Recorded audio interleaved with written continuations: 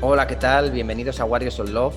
En el capítulo de hoy tenemos con nosotros a Soma Miller, que es el creador de Essential Man, donde ayuda a los hombres a vivir una vida de profundidad, propósito y significado y a poder conectar con algo más grande que ellos mismos. Hablaremos con Soma de la importancia de distinguir entre nuestro yo auténtico y nuestro yo condicionado, de cómo se hace totalmente necesario hoy en día la comunidad y la hermandad entre los hombres y de la importancia que tiene ser vulnerables en nuestras relaciones. También hablaremos de cómo es muy importante conectar con el dolor para, a partir de ahí, poder atravesar los cambios y los retos que la vida nos demanda como hombres. Esperamos que sinceramente podáis disfrutar muchísimo de esta conversación y sacar alguna reflexión profunda.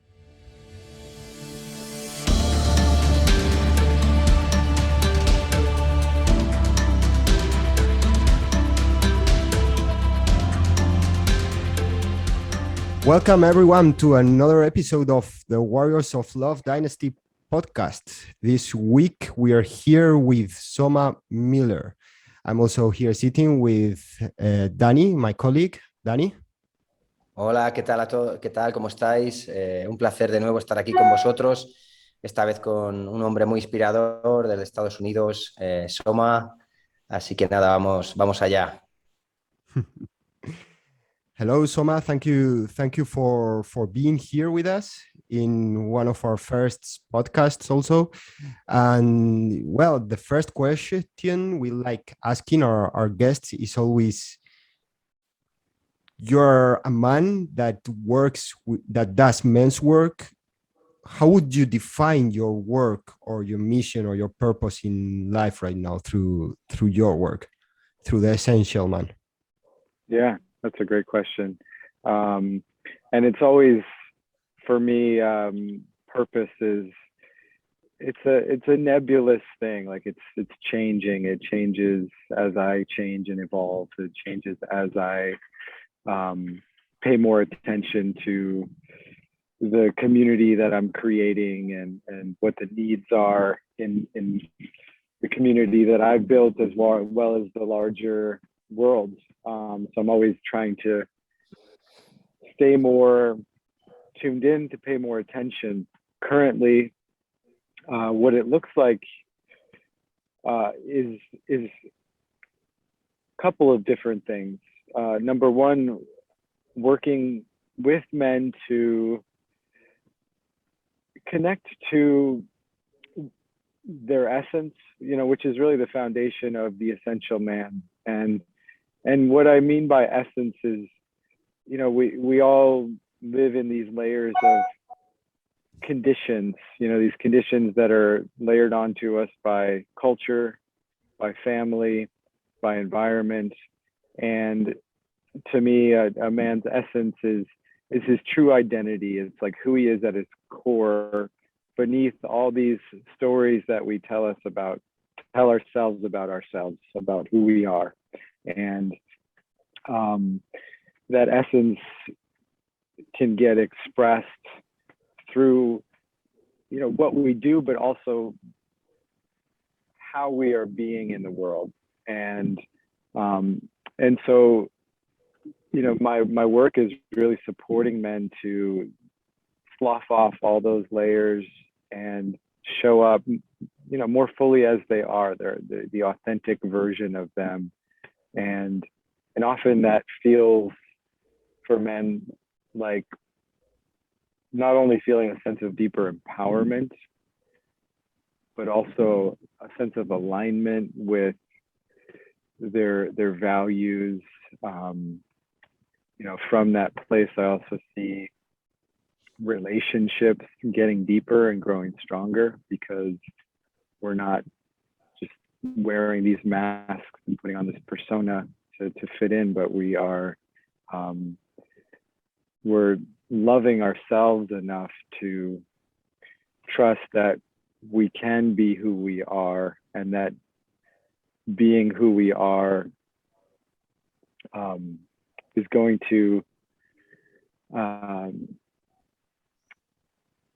be accepted, I guess, by who we are with. And maybe not by everyone. And sometimes that includes not being accepted and being willing to say, hey, this doesn't feel good, and I'm not, like, who I am in my essence is not really wanting to meet this relationship, or this relationship is asking for me to be a distortion of my authentic self, and so I might need to set a boundary here and honor myself. And so that's one part.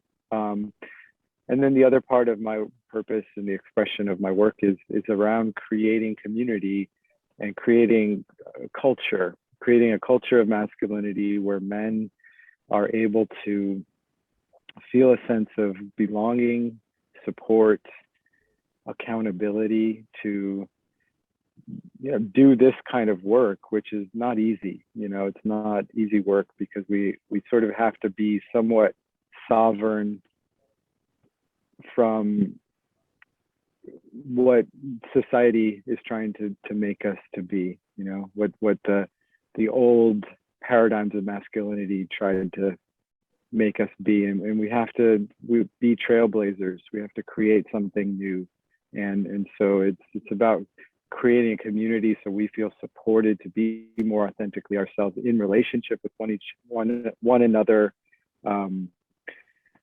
also being able to share deeper with each other. At least in America, the culture is that men are not often vulnerable, don't often share what they're afraid of, what they really want, their emotions, all these pieces. And so it's a space where we can be more real with each other and serve each other to step into our higher selves. Yeah. So I see there tends to be a general consensus between this dynamic of having like a more superficial self that's run by social conditioning, and then an authentic self that is really more connected to our natural or authentic expression of who we are. And what comes to my mind for those who are listening, it's sometimes how can you discern what aspect of you is more authentic or which aspects of you are more conditioned, especially when you feel that you're, as a man, are not comfortable in the moment you are right now in life or how you're showing up in life? Because I find that pretty tricky also. Yeah, I think that's a great question, a really, really powerful question. And I'll do my best to answer it. And it's not always easy to discern. And that's number one, that's one of the reasons why I value community and value men's community, especially in the culture that I aim to create, which is a culture of deep honesty and reflective feedback. And, what can happen is when we get into deeper relationship and we're willing to be more honest with each other and not just be nice guys and like say what we think they want to hear from us, but say how we're really experiencing somebody, that feedback can help to reflect to us like how we're showing up, because often we can't see ourselves that well. Often we are seeing ourselves through the lens of our beliefs and who we think we are. And even like the word authentic is tricky, right? Because what's authentic to us can also be like what we're comfortable being. This patterned behavior might feel like who we are to some degree. But I think also most men, even though they feel a sense of like, oh yeah, I'm just being myself, if they're really honest with themselves, they probably know that they're not fully actualized. Like, something's a little missing. And, the men that are ready for that work, like they listen to that. They're like, oh yeah, like I know there's something more. So there's often a feeling sense of like, yeah, I feel more possible, and I might not know what it is, and I might not know how to get there, but something feels limiting here. So it's those two pieces. It's like trusting our deep honesty with ourselves, but also inviting relationships that are deeply honest, and they can reflect back, like, you know, in a good men's circle, a man might say something, because we can communicate whatever we want and kind of bullshit our way through certain communications and like put on like, oh yeah, I'm good, yeah, I'm fine, right? But we can actually challenge each other, right? We can say, I don't really buy into that, and call one another forward in such a way where it's like, you know, I'm sensing that there's something that you're not sharing. You know, I'm sensing that there's a part of you that you're hiding here. And we can challenge each other with questions and ask a little bit deeper, like, tell me more, like, what are you feeling? So those are some pieces, and, you know, it's not always straightforward, but that's one way we can start to distinguish. And sorry, there's a dog here under my table. The other piece, and again, this is, you know, I think this is a multi-layered journey. And so what might feel authentic and true in our essence in one moment might change in the next. So it's really about self-awareness and paying attention. And I find that, you know, deep alignment with our essence, there's a lot of energy there. You know, there's like a current of vitality when we're in that place. And it's, you know, I'm not saying I live there all the time.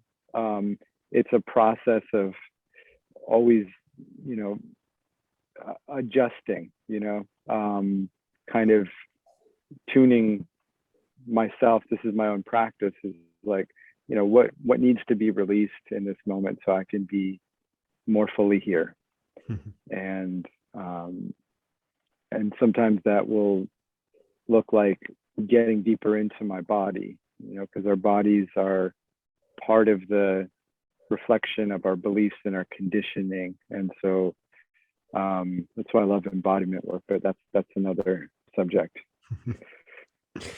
Yeah, when it comes to all this, to authenticity and connecting with our authenticity, it's crazy. What I see always in myself, at least, is this, all these layers we have and all these narratives we have inside us that disconnect us with what's really going on. Like, it's really not easy. Like, and you can say, okay, I'm really being authentic, or I'm expressing my truth, but do you really first connected with your real experience of what's going on right now? And the example I come with always, it's like very simple. It's like, maybe you're going out on the street and you see a beautiful waitress in a cafe, and you just want to talk to her, and you say yourself, oh, okay, I think I want a coffee. And you sit down and you really tell yourself, yeah, I want a coffee. And you tell your friends, let's sit down and have a coffee. It's really not true what's going on. Like, you're putting a layer there, and you can even believe that layer just to not connect or express the real truth, is that I just wanted to speak with this waitress. And that happens, I feel it happens in so many levels. And when we are speaking to the world, it's really very, very difficult to show up in integrity and sincerity. But because in first place, it's very, very difficult to connect with sincerity with oneself and one's desires and one's impulses and real truth. Yeah, it is, you know, because I think desire is a good avenue to get in touch with our truth, right? Because we, you know, many of us have been conditioned to deny what we really want, and so that's one way in, and there's all of these inroads. There's like, I mean, two of the really fundamental questions that I worked with for a long time in a community circle that I was part of, and they're very simple but very profound and difficult to answer often. And they're really, what am I feeling right now? And what do I want right now? It seems so simple, right? But even just the layers we put around like what it's okay, it's okay to want what we want. Total, total. Estoy intentando traducir todo en mi mente, pero sí creo entender que al final la esencia es esa, ¿no? De poder encontrar esa parte real, auténtica de lo que quieres y de lo que sientes, que muchas veces creemos que queremos muchas cosas que no están en el núcleo de nuestro ser masculino como hombres. Y bueno, ese creo que es el trabajo más poderoso y creo que es un poco todo lo que hace Soma. Me gustaría preguntarte, Soma, un poco más que nos aclares cuál ha sido tu camino como hombre para llegar a este momento, para haber creado The Essential Man, cuáles han sido algunas de esas experiencias más importantes que marcaron tu camino hasta este momento. Yeah, so Danny was reflecting a little bit about authenticity and what we were speaking about, and his question right now is, what has been your journey, like what has been your personal journey that has taken you to follow this path right now of working with men, and what has been maybe like the main turning points that maybe other men can relate with? Yeah. Well, it's been a very long journey for me, and it started, probably when I was like 19 years old. So, I'm 42 now.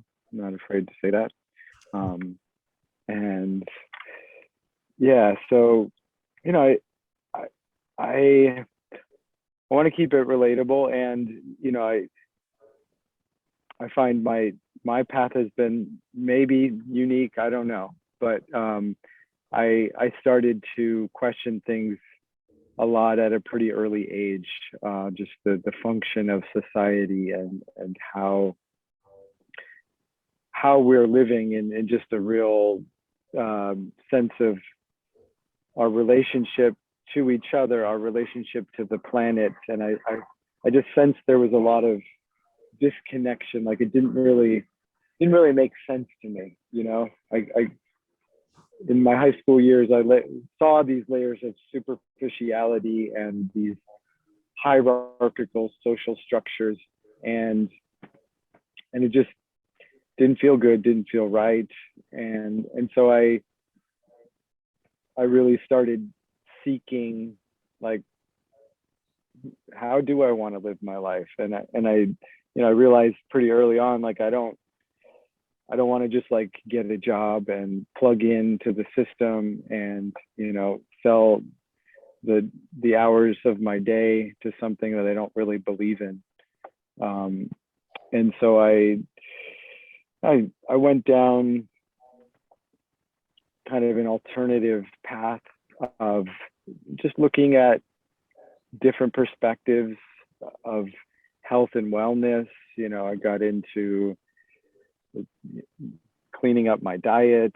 I started doing yoga. I started, doing acupuncture and just kind of experimenting with all these different modalities. And so one thing that occurred at that time, I was traveling around the United States, and I just fell in love with the beauty of this planet. Like I just saw, I found such a reverence for the beauty of nature and the wildness, and that became a really strong value for me. And it didn't make sense to me why we were so disconnected from that. Why people were destroying the planet, polluting, not making lifestyle choices that were more connected. So at the time I studied something called permaculture design. And I worked in that field for many years, and it's really this understanding of, making our way of relating to the world an ecological relationship. Like all of our resources, there's a sense of recognition that we are very much a part of the ecosystem, not something separate, and it's not just here. Nature's not here for us to dominate and control, but to be in relationship with. And that's still a huge value of mine. But yeah, just this very alternative understanding of our way of being and living. And that eventually led me to, realizing through relationships some of my own dysfunctional unconscious patterning, through a lot of relationship pain and suffering. I got into one of my first relationships and just found myself feeling really disempowered, codependent, feeling like I wasn't able to stand for myself and my truth and my needs. And once that relationship ended, it ended right around the time that it coincided with me getting involved in my first men's work. I was 23 or 24 at the time. And I did a year-long rite of passage journey with a teacher by the name of Francis Weller. And it was probably about 10 guys that I went through this process with. It was a series of rituals that were there to, invoke a sense of deep belonging with each other as a tribe, as a community, but also a sense of belonging and responsibility and stewardship to the greater world, to the women and children, to the planet, just through our actions and our way of being. And so that's in some way been a major part of my path ever since. I stayed with that men's group for 15 years or so. And also in my interest in this field, studied with different teachers for 3 to 5 years, working with different teachers around sacred sexuality practices, relationship practices, and more embodied type of work. So that original lineage of men's work was coming out of some of the early men's work era, which was the mythopoetic movement. Some of the listeners may or may not be familiar with someone by the name of Robert Bly, Michael Meade, some of these more teachers around mythology and how that relates to masculinity. And so that I feel really fortunate to have that background, and then the work around embodiment and yogic practice as well. So I find interesting that I guess that it's in the moment when you find that support in men's circles, when you decide to afterwards, while you've developed through that companionship, you decide to also work and make your part of your life mission to work with men also and support and be part of this, right? Yeah. I mean, it took quite a long time to come about. I've been doing this work professionally for about 4 years. I think I considered doing it for about 5 years before I actually had the courage to start doing it. And I was starting to just offer small groups, just more with friends, and provide a space for men to come together, and that evolved somewhat organically, just based on my own desire. And it's at a certain point I realized, this would be a great thing to offer, and it feels like something where I could really invest myself in the process, because I realize I'm so deeply committed to my own growth and transformation, and I'm so deeply committed to a collective evolution. And what I really long to see is, I don't think I spoke to this completely in the question around my purpose, but part of my purpose is helping other men to activate their purpose, to bring their gifts into the world, because to me that's how this life is going to transform radically.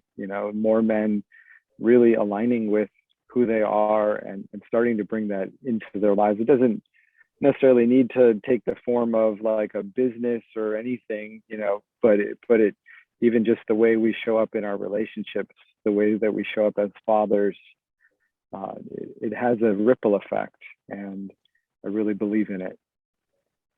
Yeah. So a lot of things come to my head right now, but Danny has here a question also for you. So Danny. Yeah. Sí, es muy, muy, muy interesante todo este camino que ha hecho. La verdad me resuena mucho también porque en muchas partes me veo muy reflejado en la vida de Soma por lo que ha estado contando. Y ahora quería preguntarte, Soma, por en este momento, ¿dónde piensas que están exactamente los hombres y qué es lo que es necesario que trabajen, ¿no? ¿Qué es lo más necesario que trabajen ahora los hombres para dar el siguiente paso en esta evolución, en esta sanación del mundo y en esta parte como, digamos, como hombres que nos toca trabajar? Yeah, so Danny relates a lot with your life story in its personal way, and his question is, where do you feel that men are standing right now? Or what do you think that's the position where men are standing right now? What main difficulties are we facing, and where are we heading to? Yeah, wow, that's a great question, and yeah, it's hard to answer because there's so many men, so many parts of the world, so many cultures, and I can't claim to really fully know, but my sense is, and this is me speaking from my own experience as a man and how I'm relating to this. I believe there's a collective sense of the culture of masculinity, and as much as some men might be starting to do their own work, like I don't really believe our work is done. Like we're all, I don't know, transforming simultaneously is my sense. Is like it's sort of like a no man left behind thing. And so there's very much parts of me that are still unwinding from I don't know, you could call it patriarchal conditioning, whatever you want to call it, just the sort of unconscious masculine that is causing harm in the world. And I think there's a lot of that still going on, unfortunately. And what I see is that, the basis for the harm that we are causing as men is this focus on this "what about me" mindset. It's a masculinity that is so driven and directional that it forgets that it needs to be somewhat relationally oriented. So it actually needs to have a sense of connection to its feminine wisdom, because the feminine, from my perspective, is the connection part. It's the relational part. It's the sense that we are all part of something larger. And until men start to practice that in their lives in every area, we're gonna keep causing harm. And this happens on the micro level, and it happens on the macro level.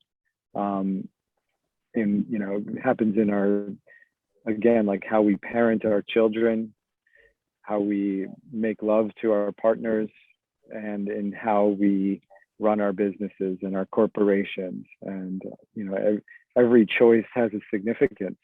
And And it's until we really, in my opinion, consider the significance of every choice, and we're fully awake, fully aware, fully present in those choices, and taking responsibility for the choices that we're making and the impact of those. That's just an ongoing practice. And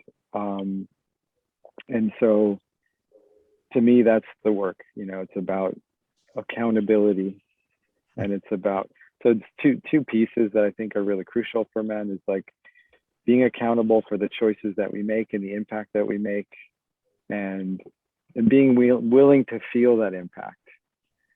I think part of the men have been somewhat desensitized to our impact, so we can, plow through the world not really feeling things.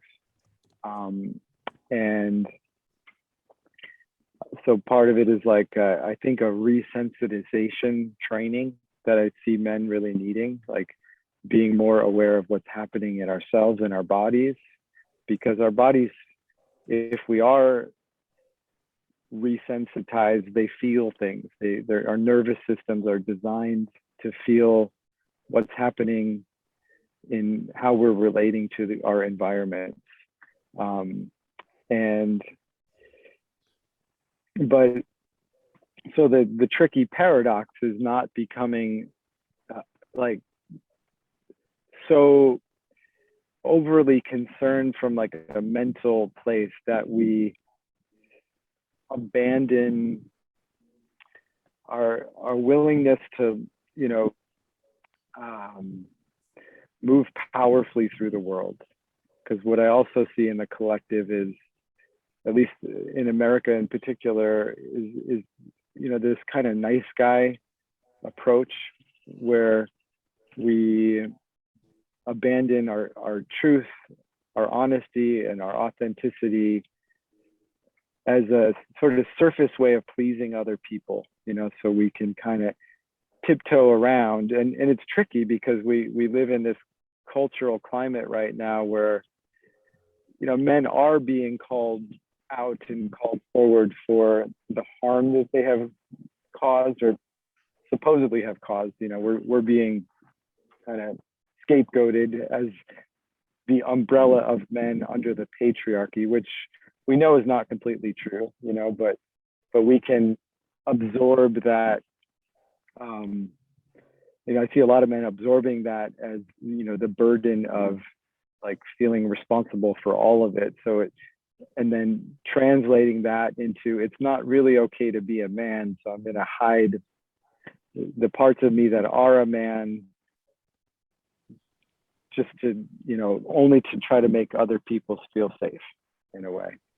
And so part of that work is, it comes back to that resensitization. Like the more I find when I see men getting more in touch with themselves and their truth and feeling who they are at their essence and their core, the more comfortable they feel showing up in the world, and they're as their truth, and they're not feeling like they need to tiptoe around, but they can, be grounded in a way where they're not necessarily bulldozing, trying to overly assert themselves, but they're just relaxed and comfortable in their skin and confident in like, yeah, I'm okay as I am, and I don't need to prove anything. It isn't this like macho version of masculinity of like, I'm putting on this thing to show, like the headbutting primal way of doing it. But like, yeah,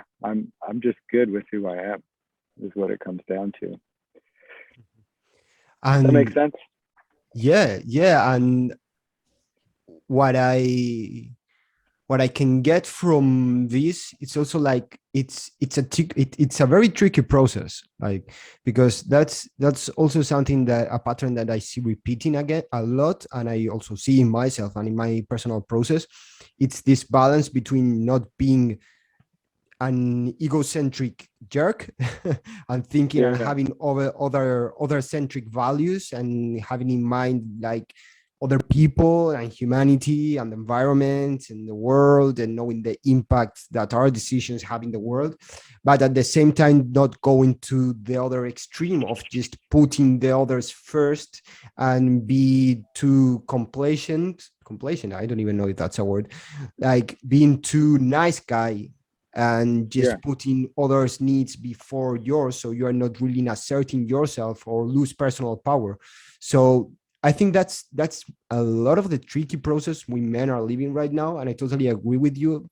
Also, with the fact that we kind of feel, because there's all this force pushing back from all the pain that masculine, our past, I wouldn't know how to define it, because I don't like also saying like too much toxic masculinity, but it is the toxic expressions of masculinity that have caused pain in history, and we kind of now are realizing that and feel the burden of that and feel responsible for that. So we try to not be and not replicate that, but at the Yeah. same time, it's a difficult process to also honor the work of our ancestors and be able to integrate their power and their energy and their force in a different way, not just canceling them or canceling everything that has been done before.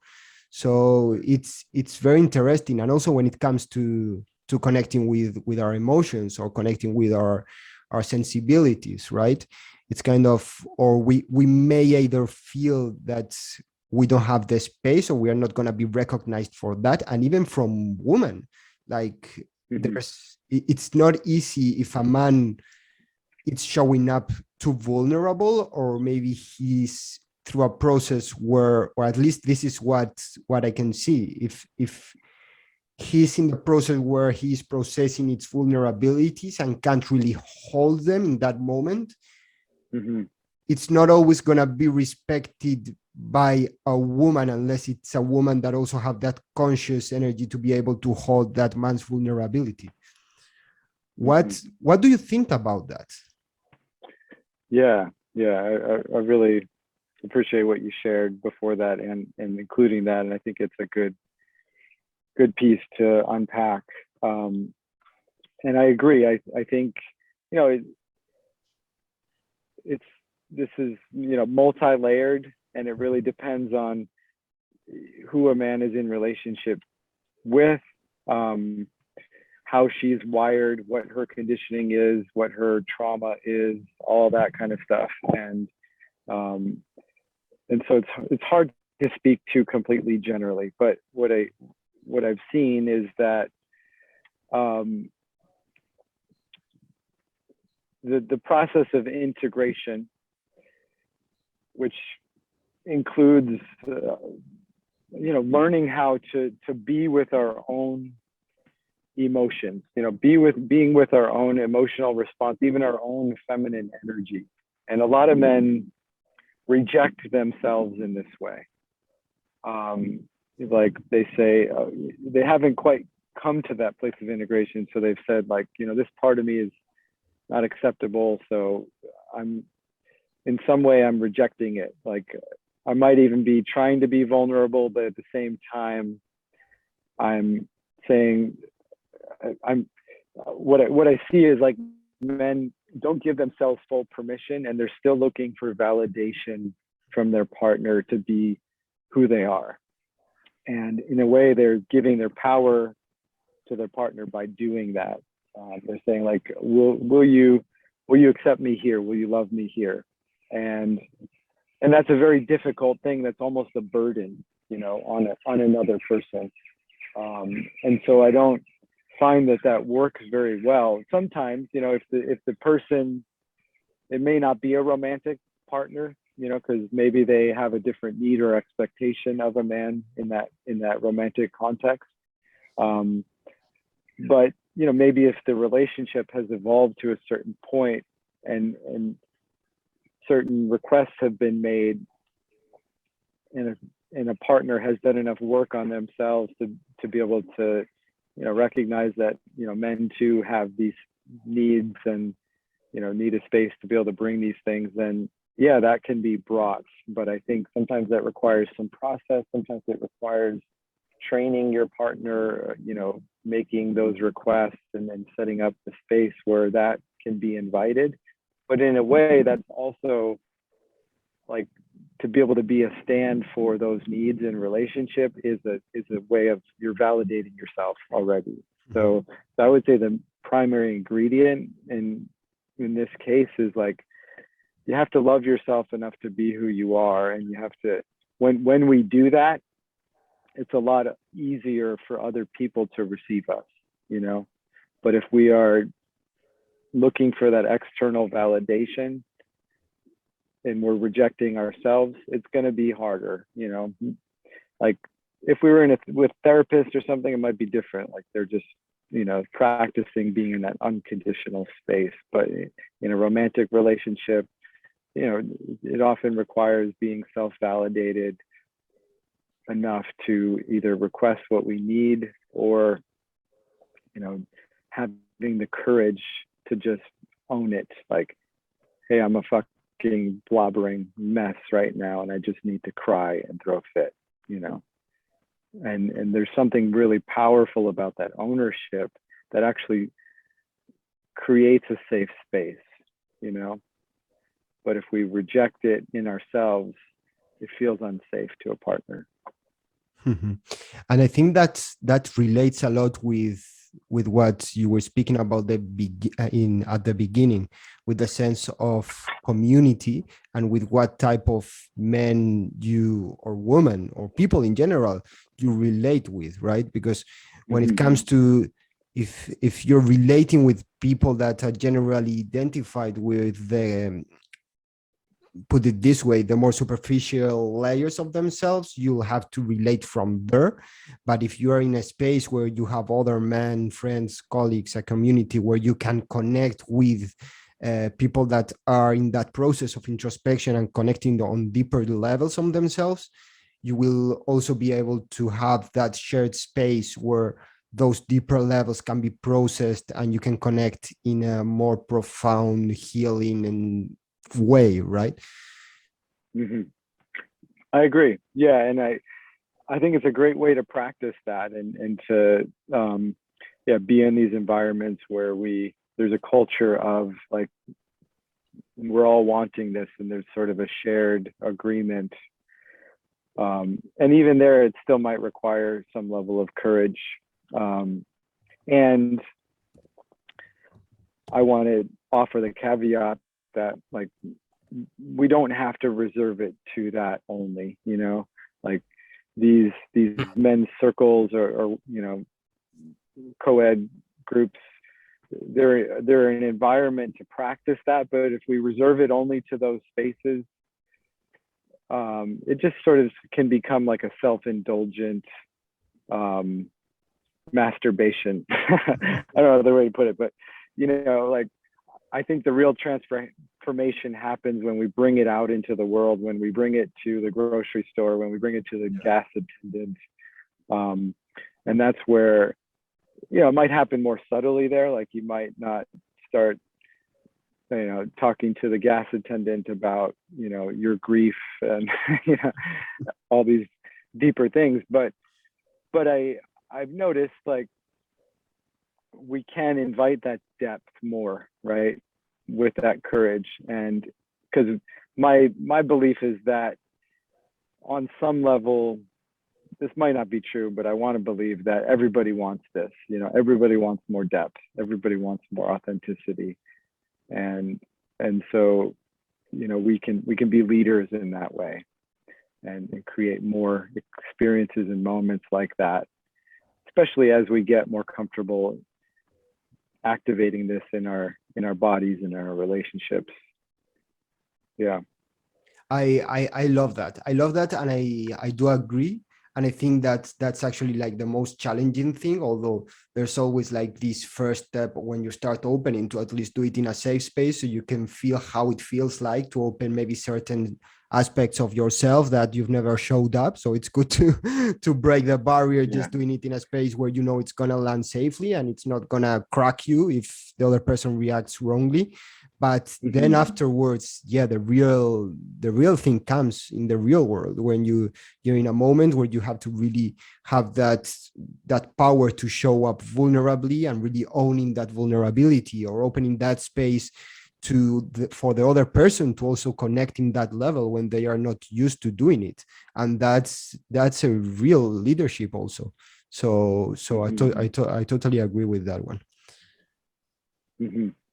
Yeah. So I have Danny wants to make a question around here before we start closing this beautiful conversation. Danny?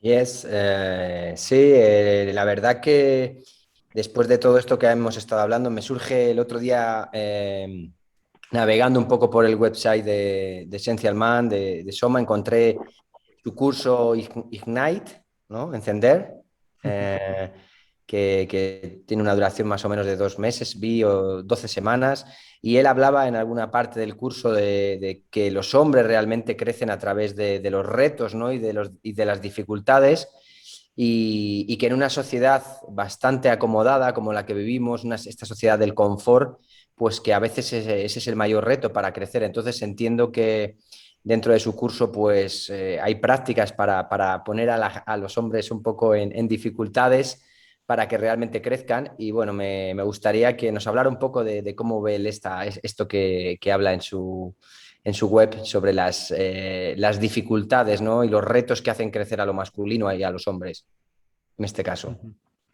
Yes, so Danny is commenting that, well, he's seen in your website your course from the page from your course in Ignite, that you talk about men being, well, men generally, that we're living in a society that promotes comfort, and that men thrive in, how would you say, in challenge, right? So what would you say about this topic? What would you develop there? What would you say that men need to open up to really break that? How can I put this question? How would you say that men need to open to their hero's journey in that sense and thrive and not stay stuck in that culture of conformism in their sofa playing video games, for example? Well, what I often, if we look at the kind of mythology of the hero's journey,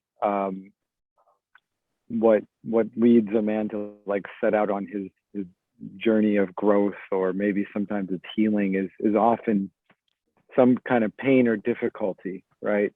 There's a wound that he experiences, and some men get that early on in life. Some men, it doesn't come until middle age.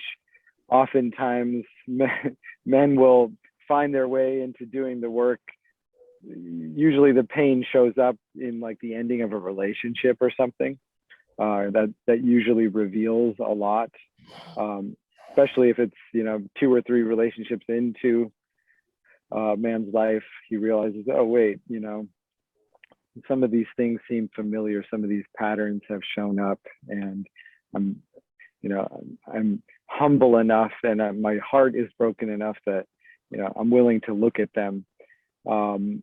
And I think the first place to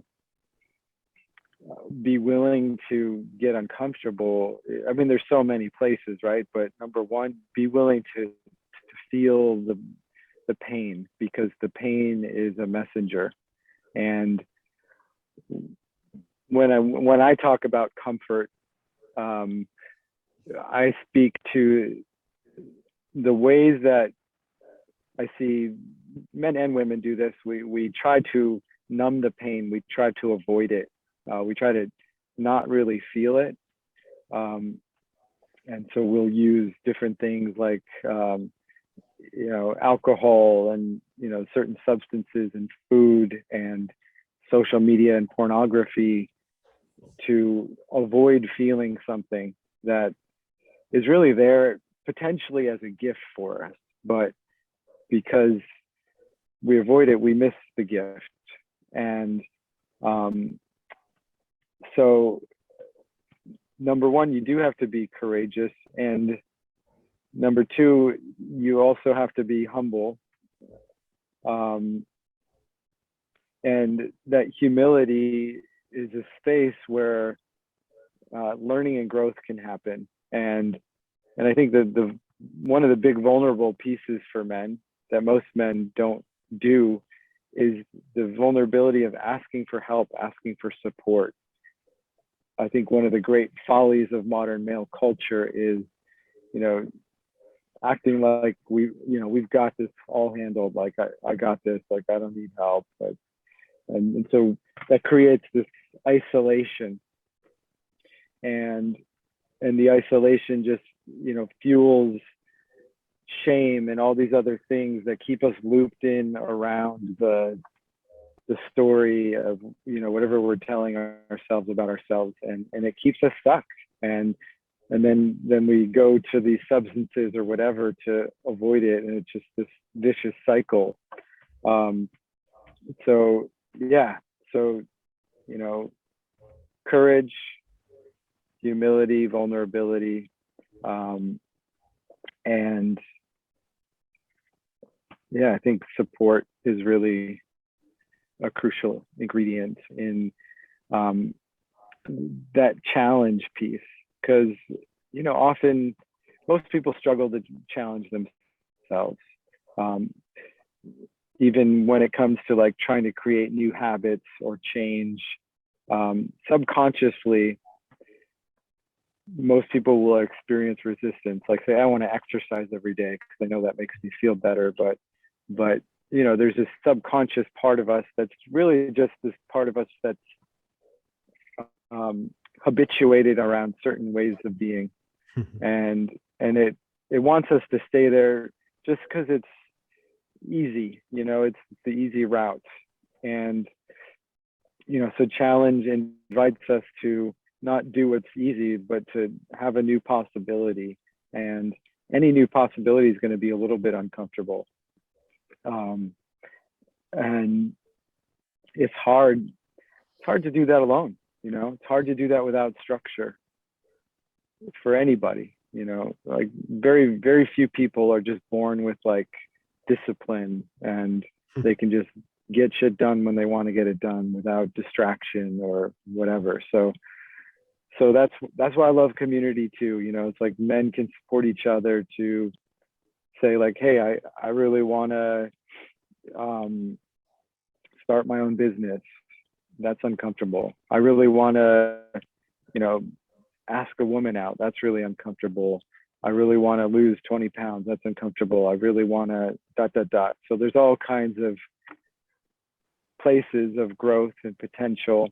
And I think it really supports men to have an environment of challenge, because I think part of the masculine nature, it might come with testosterone, is there's a little competitiveness in that, and we can see how competitiveness can be used negatively, where it's just sort of, feeding some egoic structures, but it can also be used constructively to achieve our goals, or to live our life purpose, or to, become more emotionally intelligent, whatever it is that we value.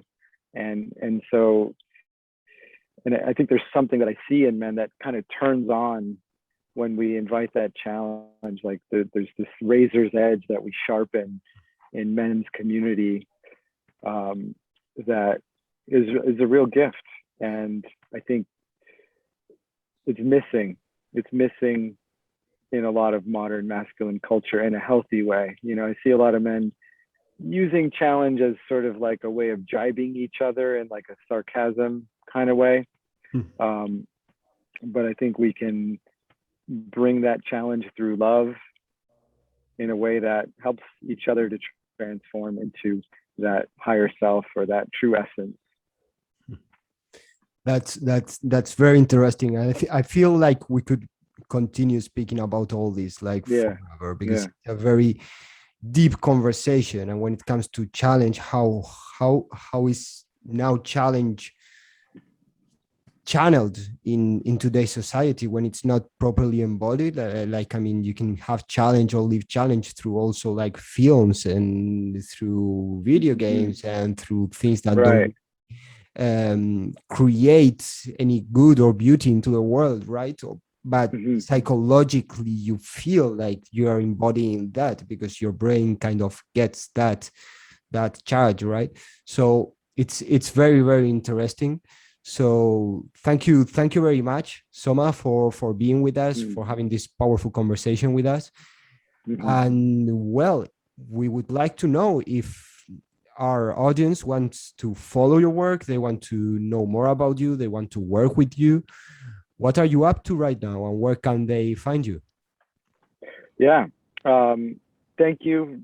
First off, I just want to say thank you for having me. I really enjoyed this conversation, and I'd love to do it again because there's so much here, so much richness to unpack. So I'm happy if you guys ever want to have me back to dive in again. So if you're interested in finding out more about my work, you can check out my website, which is www.theessentialman.net. I do a lot of Instagram writing sometimes. I'm kind of taking a little bit of a break right now, but you can find me on there, the.essential.man. And currently I'm just doing one-on-one work, as well as I have a small online men's community, which is really great. It's a great way to sort of dip your feet in the water around men's work. It's a virtual community. We have, group coaching calls, embodiment practices. I also have special guests that I invite on, coaches and teachers around different areas of men's personal development work. And those are live calls that the community participates in.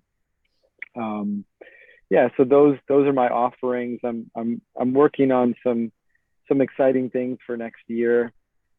Just kind of taking this year to really put together a body of work that's going to be exploring certain archetypes through the practice of embodiment, and some of the pieces that we touched on today, and creating a bit of a rite of passage journey that I'll be probably launching sometime in the spring of next year. But I'm doing one-on-one coaching, so if anybody's curious about diving deeper into self-work and self-awareness and emotional intelligence, and stepping more fully into your purpose, or having more authentic relationships, I'd love to support you. And you can go to my website and book a complimentary call with me there, or on Instagram as well.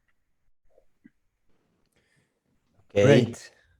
Muchísimas gracias, Soma, por esta maravillosa conversación, y bueno, pronto estaremos en contacto y seguro que nuestros oyentes están encantados.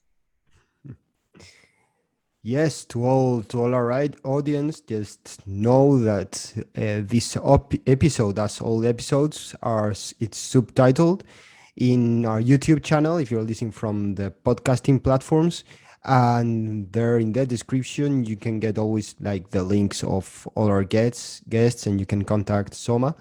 Also, right now our website is in development, but when we have it, we also will link all the contact to be able to reach and continue your journey with Soma. So thank you very much, everyone, for listening, and see you in the next podcast.